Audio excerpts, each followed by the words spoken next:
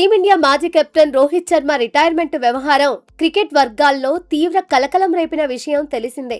అయితే ఇదంతా ఒక ప్లాన్ ప్రకారం చేసిన పిఆర్ స్టంట్ అనే ఆరోపణలు సోషల్ మీడియా వేదికగా వెల్లువెత్తుతున్నాయి. ఇటీవలే వరుస వైఫల్యాలతో ఇబ్బంది పడుతున్న రోహిత్ పై అభిమానుల్లో తిరిగి సానుభూతిని పెంచేందుకు, క్రికెట్ బోర్డుపై ఒత్తిడి తెచ్చేందుకే ఆయన పిఆర్ టీం ఈ తరహా డ్రామాకు తెరలేపిందని నెటిజన్లు తీవ్రంగా ఆరోపిస్తున్నారు.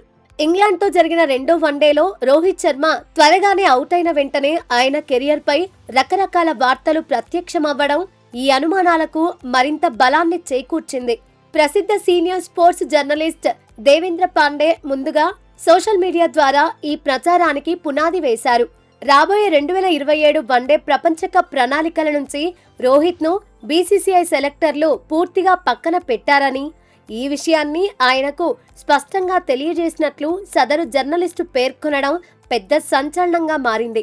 లార్డ్స్ వేదికగా జరిగే మూడో వన్డేనే రోహిత్ శర్మ కెరియర్లో ఆఖరి మ్యాచ్ కానుందని, తన భవిష్యత్తుపై ఆయనే తక్షణమే నిర్ణయం తీసుకోవాలని సెలెక్టర్లు స్పష్టం చేసినట్లు ప్రచారం జరిగింది.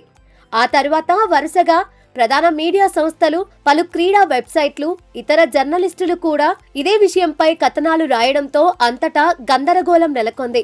రోహిత్ రిటైర్మెంట్ వార్తలతో తీవ్ర ఆగ్రహానికి గురైన ఆయన అభిమానులు సోషల్ మీడియాలో పెద్ద ఎత్తున పోస్టులు పెడుతూ ఆందోళనకు దిగారు.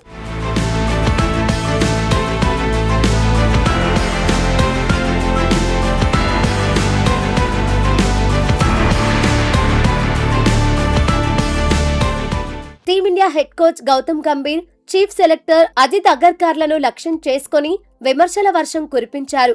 ఈ పరిణామాలతో పరిస్థితి అదుపు తప్పుతూ ఉండటంతో బీసీసీఐ కార్యదర్శి దేవజిత్ సైకియా స్వయంగా రంగంలోకి దిగి క్లారిటీ ఇవ్వాల్సి వచ్చింది. రోహిత్ శర్మ ఎంతకాలం ఆడాలనుకుంటే అంతకాలం జట్టులోనే కొనసాగుతారని, ఆయనను తప్పిస్తున్నట్లు వస్తున్న వార్తల్లో ఎలాంటి నిజం లేదని స్పష్టం చేస్తూ ప్రచారానికి తెరదించే ప్రయత్నం చేశారు. అయితే లార్డ్స్ మైదానంలో జరిగిన మూడో వన్డేలో రోహిత్ శర్మ విధ్వంసకర శతకంతో చెలరేగి తన బ్యాట్తోనే విమర్శకుల నోళ్లు మోయించడంతో పాటు రిటైర్మెంట్ వార్తలకు స్వయంగా ఫుల్ స్టాప్ పెట్టారు. తనపై వస్తున్న ఈ ఊహాగానాలన్నింటినీ పూర్తిగా ఖండించారు. సమాజంలో అనేవాళ్లు అంటూనే ఉంటారని, అలాంటి ఉద్దేశపూర్వక వ్యాఖ్యలను తాను అస్సలు పట్టించుకోనని రోహిత్ ధీటుగా వ్యాఖ్యానించారు. ఒక ఆటగాడికి ఇలాంటి విమర్శలు, ఒత్తిళ్లు లేకపోతే ఆటలో అసలైన మజా ఉండదని, రాబోయే రోజుల్లో టీమిండియా తరఫున అత్యుత్తమ ప్రదర్శన ఇచ్చేందుకే ప్రయత్నిస్తానని ఆయన స్పష్టం చేశారు.